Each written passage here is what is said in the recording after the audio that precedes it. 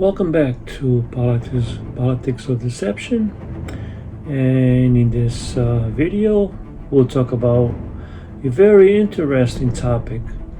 I always had this in my mind, and I just wondered what the difference is on immigration, but this is immigration between airports and the southern border, and also at the seaports.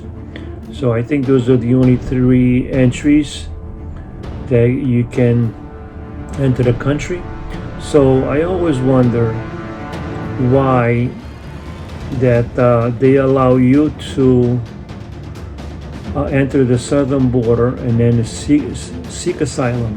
However, that does not apply for airports.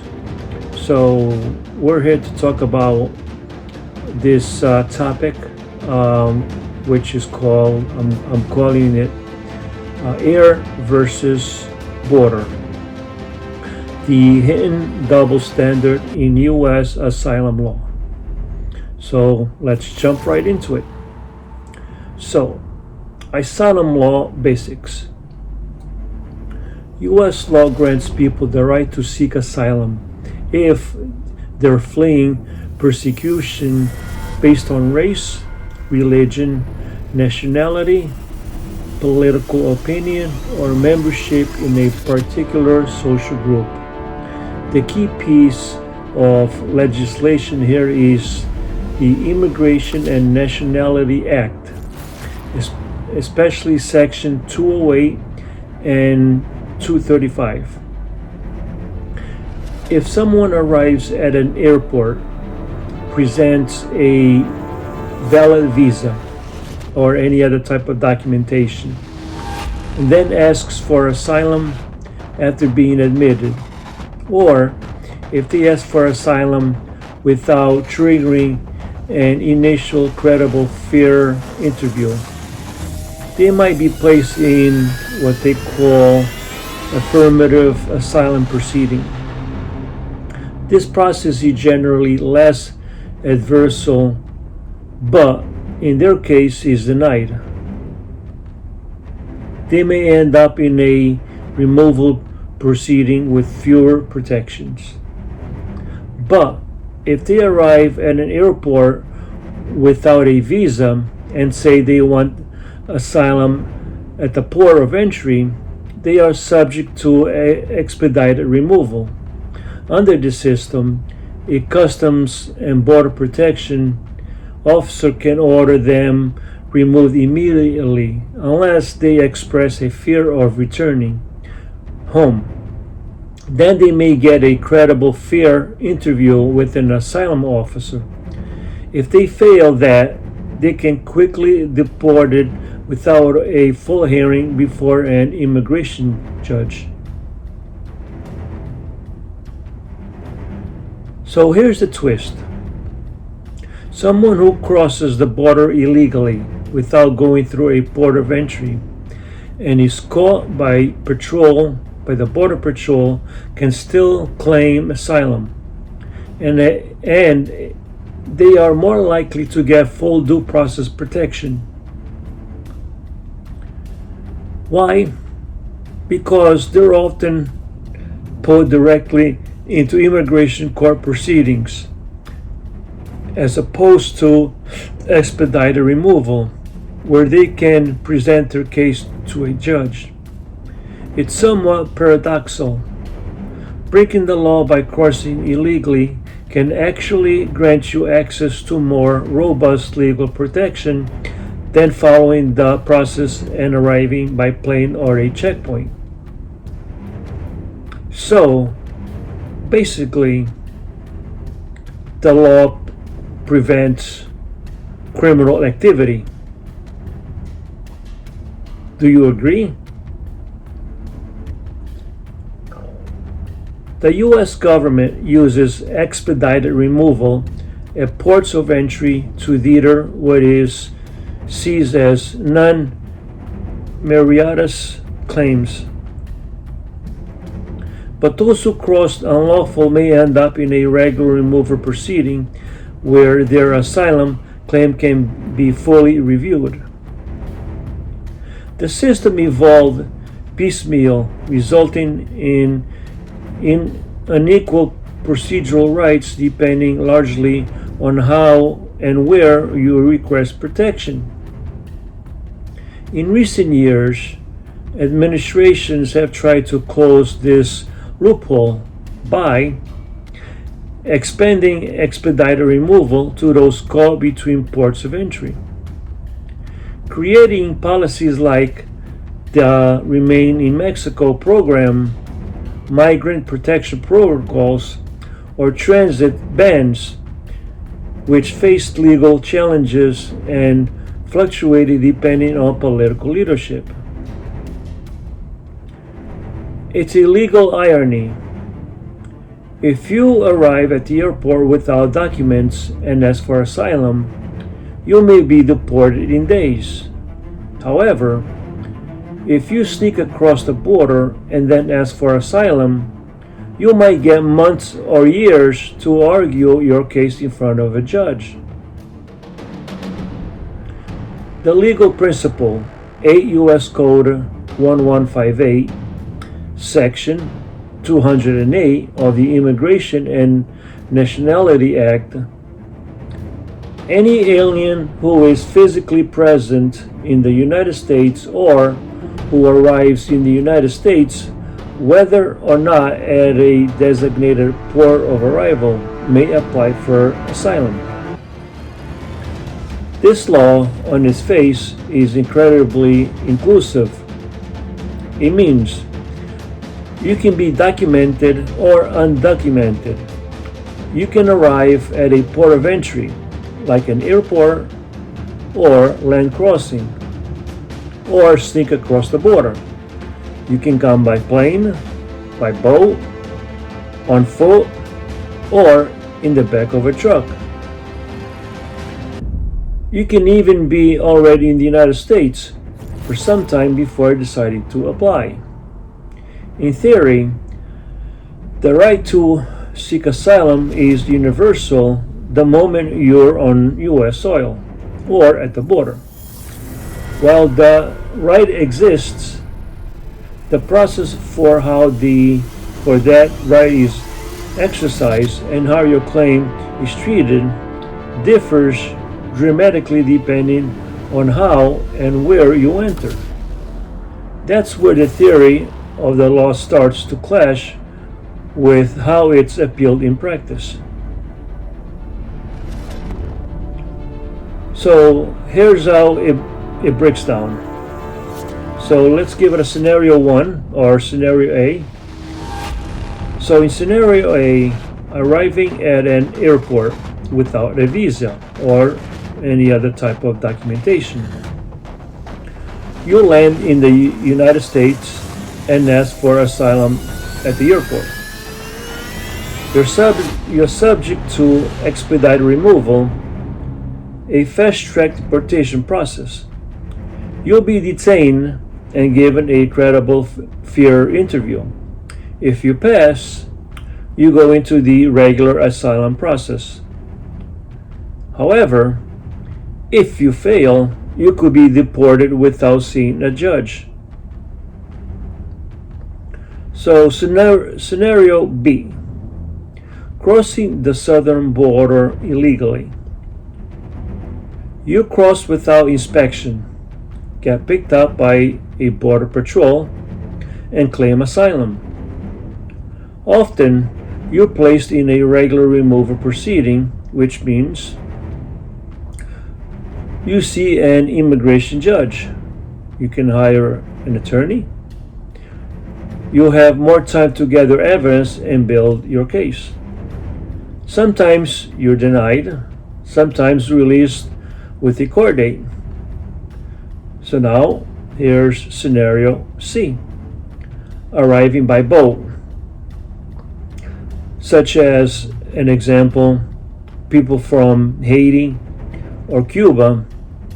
you're often intercepted before setting foot on land. In those cases, the U.S. may argue you've not arrived and are subject to removal without asylum access. This is why migrants from places like Haiti often face offshore proceeding or detention, and why Cuba, what they call wet foot, dry foot, policy used to matter before it was ended in 2017. So, why the difference if the law is supposed to apply equally?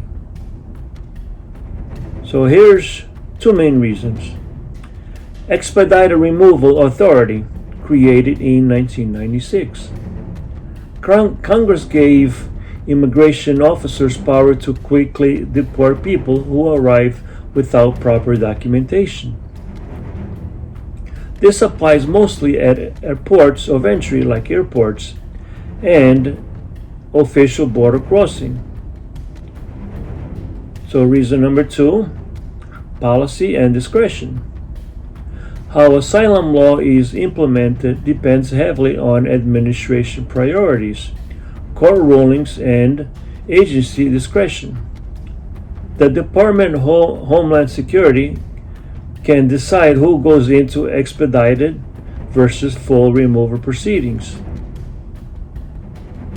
So under the Code 8, United States Code 1158, everyone technically has the right to seek asylum, no matter how they enter.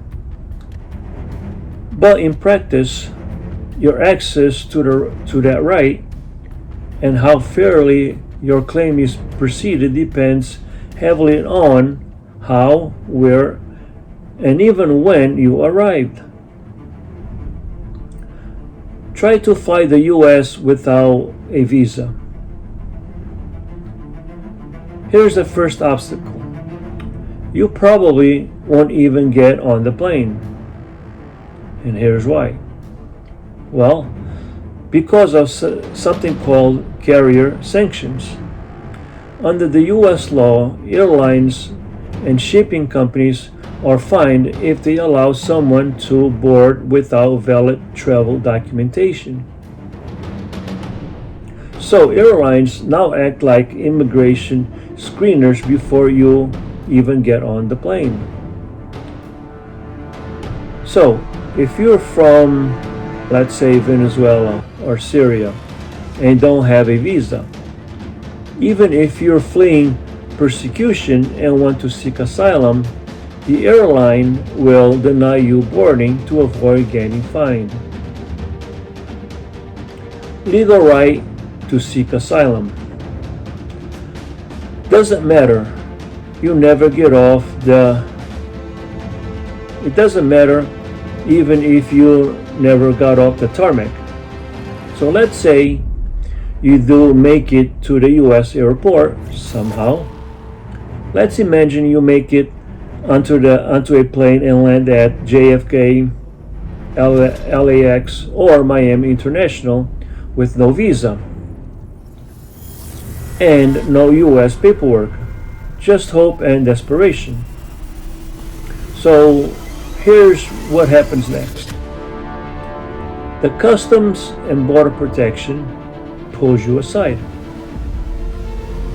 They see you have no visa or valid documentations. You are immediately placed in expedited removal proceedings under Section 235 of the Immigration and Nationality Act. No automatic asylum hearing. You don't get a chance to go to court and explain yourself unless you say the magic words. I have a credible fear of persecution. If you don't say that or say something else wrong, you're deported within hours or days. No lawyer, no judge, no real chance of explaining. This has happened to many people who didn't understand their rights or didn't know what credible fear even means. So why credible fear is the magic phrase? The U.S. asylum system isn't automatically triggered when someone shows up at the border or airport undocumented. It's only triggered if they express a fear or persecution or harm. If they do, then they're entitled to a credible fear interview with an asylum officer. If they pass, they're moved into full asylum proceedings. However, but here's the kicker. Most people don't know they need to say that. The magic word or the magic phrase. They say things like, I came for safety. I'm fleeing violence. I need protection. Those should qualify, but often the Custom Border Protection officers either don't probe further, don't recognize those statements as credible fear, or don't speak the language well enough to understand. If the exact phrase or implication of persecution isn't made clear, you're denied protection and put on the next flight out. So what's the result? Theoretically, asylum is a right open to all U.S. on U.S. soil. Practically, it's inaccessible to many simply because they can't board a plane, they don't know the right words to say, they're rushed through a process designed to deport, not protect. It creates a system where the most desperate and least informed are the most likely to be turned away, even if they meet every legal requirement for asylum. So now, let's shift to the southern border. Now we're talking about people arriving by land. This is usually at the U.S.-Mexico border. They fall into two types of groups. So the first group is people who cross the border illegally, which we all know what's going on in the southern border. So between ports of entry, these are individuals who walk across the desert terrain, rivers, or remote stretches of land, not at official crossings. Once caught by Border Patrol, many immediately say they're seeking asylum. Instead of being quickly deported, like at an airport, they're put into full immigration court proceedings. In many cases, they are processed and fingerprinted, detained briefly hours to days, released into the U.S. with a notice to appear in court. And this is the famous catch and release approach. They might not have a passport, visa, or any documents, but the moment they're physically in the U.S. and express fear of persecution, they're protected under the asylum law. So people who present at a port of entry without documents. This is someone who walks up to a legal crossing, like San Isidro or El Paso, and says, I want asylum. Technically, they're supposed to be admitted for a credible fear interview if they say the right words. But in practice, many are made to wait in Mexico under policies like metering, which is limiting how many asylum seekers are processed daily. And there's the Title 42, which now has ended, but used to block many for public health reasons, or that remain in Mexico, forcing them to wait outside of the U.S. for court hearings. So, ironically, if you show up without documents at a port, you might be blocked or stalled.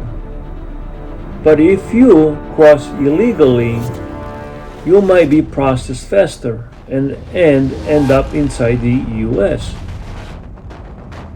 So here's a paradox. So here's a scenario. If you fly to the U.S. without documents, the outcome with that, airlines won't let you board, or the Custom Border Patrol fast tracks you for deportation. Another scenario, walk across the southern border without documents, you're processed for asylum and often released into the U.S.A. Show up at a legal land crossing without documents, you might be told to wait in Mexico or turn back.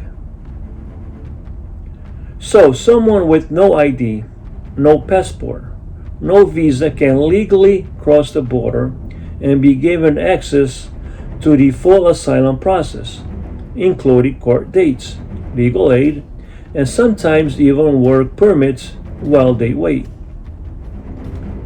Meanwhile, someone trying to fly here legally and ask for help, blocked at the gate or removed in days. So why does this happen?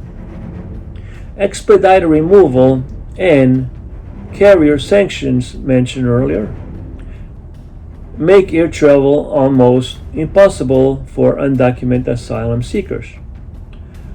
The land border is chaotic, under-resourced and physical harder to control. Political, logistical, and humanitarian pressures at the border force Custom Border Patrol to release people, often without full vetting. U.S. asylum law is triggered once someone is physically present in the country, and that's much easier to do by land. In theory, the right to seek asylum applies equally no matter how you enter. In practice, it's way easier to access the system if you cross the border illegally than you try to follow the rules and fly in. It's a legal and moral contradiction, and a big part of why the asylum system is under such intense debate right now. The constitutional principle, due process for all persons. The Constitution, the U.S. Constitution, particularly the Fifth Amendment, states, no person shall be deprived of life, liberty, or property without due process of law. Now let me repeat that again. No person shall be deprived of life, liberty, or property without due process of law. Now notice the wording, it says person, not citizen. That matters because courts have long held that non-citizens, including undocumented immigrants, are persons under the Constitution. That means anyone on U.S. soil, no matter their legal status, is entitled to some form of due process before the government can detain, deport, or punish them. This principle was confirmed in major Supreme Court cases like Z. Dives versus David. I don't know how to pronounce that. Which took up in 2001. The due process applied to non-citizens in detention. And this other one, Yamayara versus Fisher. Even undocumented immigrants are entitled to a fair hearing if they're already inside the U.S. You can look into those two cases. I'll put the name of those two cases in the description so you can look into it when you get a chance. So look into it and comment in the section and let us know what do you think. So now enter the asylum seeker who arrives by plane without documents, and here's the twist. Expedited removal changes the game. If someone arrives at an airport with no visa or passport and seeks asylum, they're placed into expedited removal, meaning they can be deported without seeing a judge, without a lawyer, or often within days. The only safety net is a credible fear interview, but even that hinges on the migrant knowing to request asylum, says the right words, and the officer recognizing their claim and not rushing them through the process. So if someone doesn't clearly say, "I fear persecution," even if they're fleeing a real danger, they can be deported without any meaningful review. And here's the problem. The process arguably bypasses their due process rights, especially if they were granted a real chance to apply for asylum or didn't understand what to say. Courts have wrestled with this. Does being physically present at an airport count as being in the U.S. for constitutional purpose? The government often argues they're technically still at the border, not admitted to the U.S., so due process doesn't fully apply. This concept is called the entry fiction. What's the entry fiction doctrine?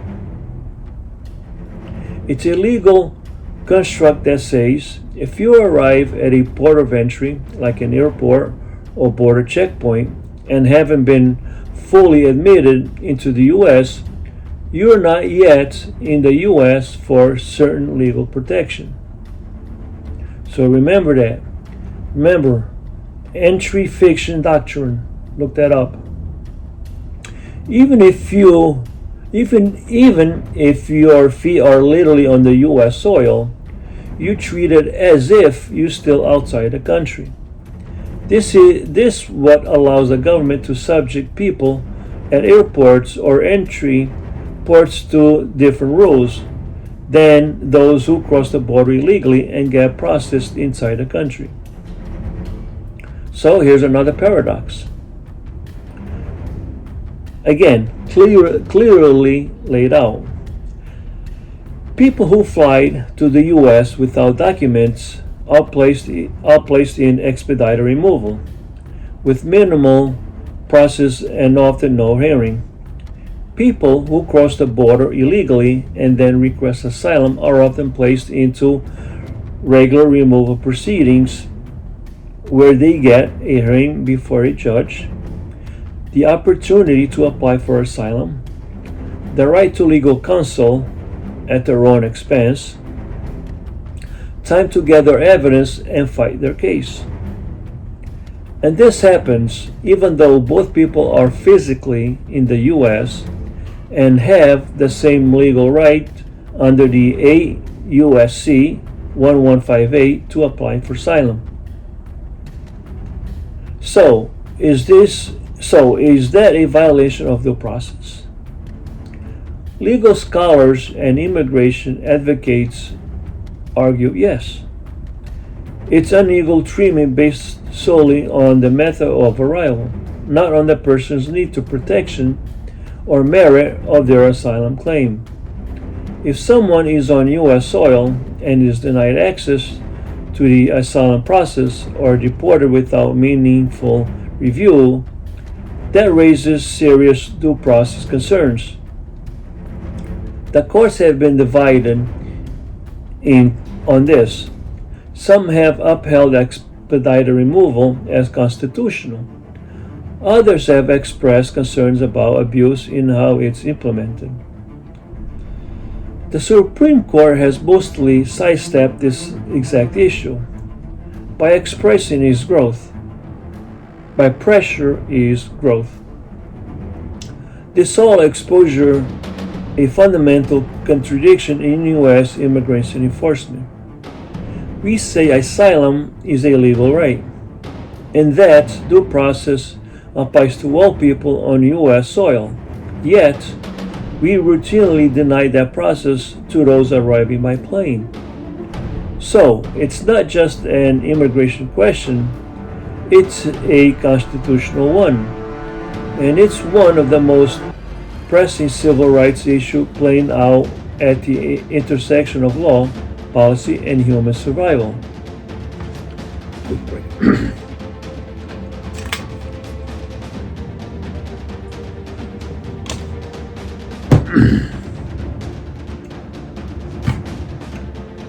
Okay, so legal,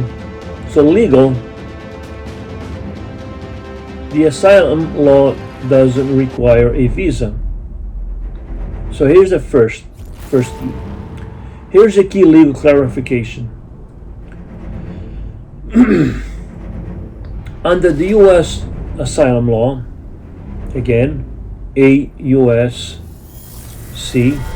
1158, a person does not need a visa or any documents to apply for asylum. It explicitly states any alien who physically resides in the United States or who arrives in the United States, whether or not at a designated port of arrival, may apply for asylum. And this includes people who walk across the border illegally, people who arrive by sea, people who show up at an airport without documents. So by the letter of the law, no visa is required to make asylum claim. What matters is whether the person has a legitimate fear or persecution. Practical, but the system applies different rules to different routes. At the airport, you need a visa or valid documentation to board a plane. Airlines won't let you fly if you don't have one, because they'll be fined. If somehow you make it to the U.S. without a visa, you're placed into expedited removal, often deported in days without court review. On the other hand, at the southern border, you can walk across without a visa or passport. Once apprehended, you say you want asylum. You're often placed into a full immigration court proceedings. Many are released into the U.S. pending a future hearing that could take years. So yes, in practice, the same standard is not applied for the airport and the southern border. And that's the contradiction I'm exposing. We say people without proper documents can't enter by air, and we remove them swiftly. But we allow these same people to enter by land without documents, claim asylum, and not to stay for years. Philosophical, are we enforcing law or are we enforcing politics? Make the comment below and let me know what you think. If this is enforcing the law Or is this more political?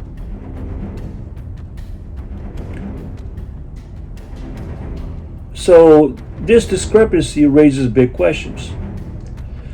If we're rejecting people at airports for not having a visa, shouldn't we do the same for the cross-boarding, for those crossing the border without one? Shouldn't both be the same? Shouldn't the law apply for both at the airport and the southern border?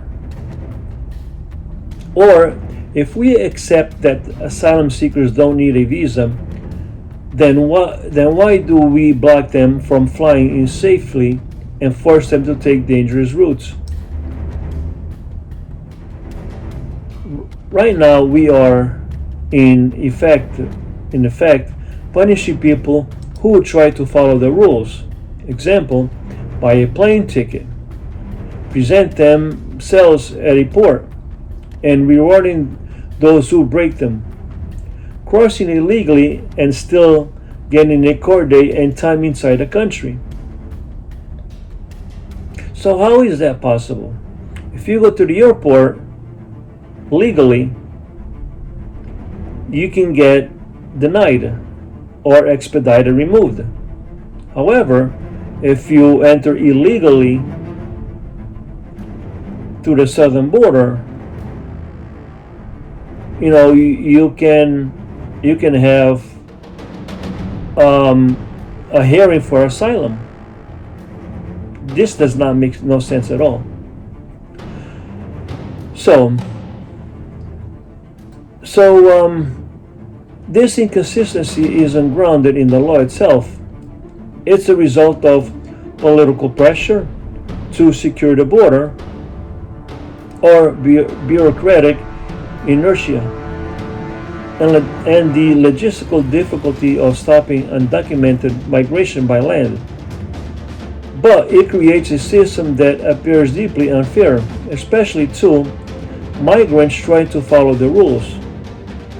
U.S. citizens concerned about border integrity, and legal scholars focused on consistent applications by the law. The framing is powerful. We are not enforcing the law, we're enforcing politics. I think it's more political rather than the law. Because if we were applying the law equally, we'd either allow people to arrive by any means, air, land, and sea, and claim asylum, or we blocked undocumented across the border regardless of how someone gets here. But the current system closes the door to the orderly, leaves it open to the desperate and determined. That's not the rule of law. That's a patchwork of policy loopholes, political compromise, and unequal enforcement. The purpose of asylum protection, not punishment. The U.S. asylum system was created after World War II,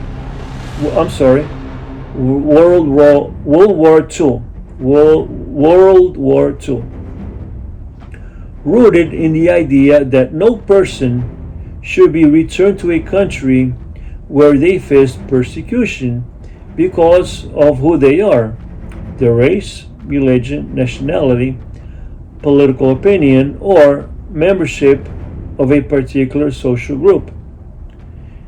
It's a humanitarian safeguard, not a reward for following the rules. So the core principle is, if you're running for your life, you deserve a chance to be heard, no matter how you arrive. But today, that principle is being warped by how someone enters the country, not why they came or where they're fleeing. Two people, same fear. Two very different fates. Let's imagine two people. A woman fleeing a cartel violence in Honduras. A journalist persecuted in Sudan. Now let's change only one detail.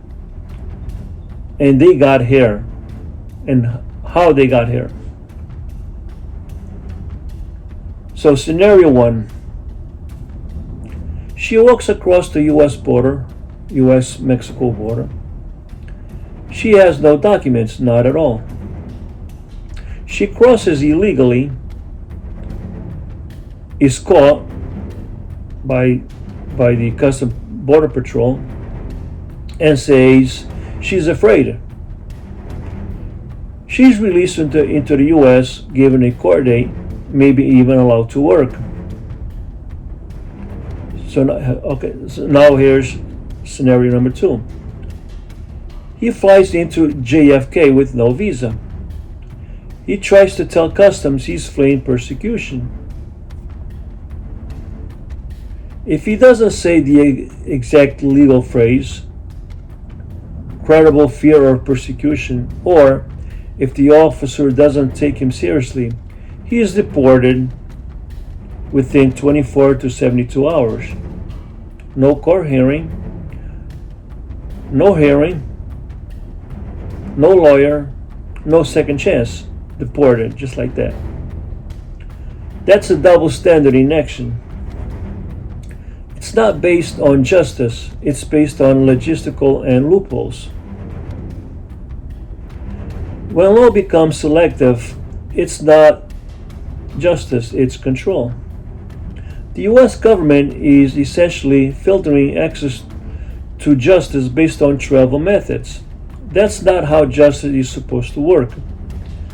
If the law says all asylum seekers have a right to make a claim, then the law should apply equally, whether you come by foot or by plane. Protect everyone who qualifies, regardless of border politics or headlines. Reject those who don't qualify, but only after a fair process, not based on airline tickets or geography. But right now we're telling some people you don't get protection because you didn't arrive the right way, even though there's no legal right way to flee persecution. That's not humanitarian. That's not rule of law. That's bureaucratic gatekeeping disguised as justice. And what should Americans care? Because selective enforcement doesn't just hurt migrants. It undermines the credibility of the system for everyone. It fosters mistrust in the government. It makes the public think the border is open, when really it's just inconsistently managed. It undermines faith in the idea that law should be fair, equal, and based on facts, not favors. And perhaps most importantly, if we let the government apply asylum law selectively to foreigners, what stops it from applying other laws selectively to U.S.? So here are some final thoughts. What you're really saying is this. We can debate immigration policy. We can argue about numbers, borders, and backlogs. But the one thing we shouldn't accept ever is a system that calls itself justice while playing favorites based on convenience. Because justice isn't justice when it only applies to some. And when a system is arbitrary, it's not broken, it is rigged. If you agree, or if you got a different take, drop in the comments. on what you think, your opinion. I read every comment, and I'll do my best to answer all your comments. This is your invitation to dialogue, and it's crucial. It's open the doors for supporters to affirm and share their own experience, critics to engage, which actually boosts reach and keeps things dynamic, curious viewers to ask questions, clearly point and explore the issue deeper.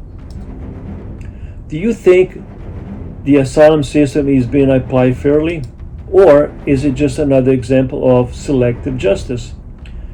Again, let me know in the comments. I would like to hear all sides, regardless who you are. Doesn't matter which side of the political spectrum you are. I respect all your comments, so don't hesitate to comment. And most importantly, don't forget to like, subscribe, and hit the notification bell. This is the YouTube trifecta, the social signal that helps your content get discovered.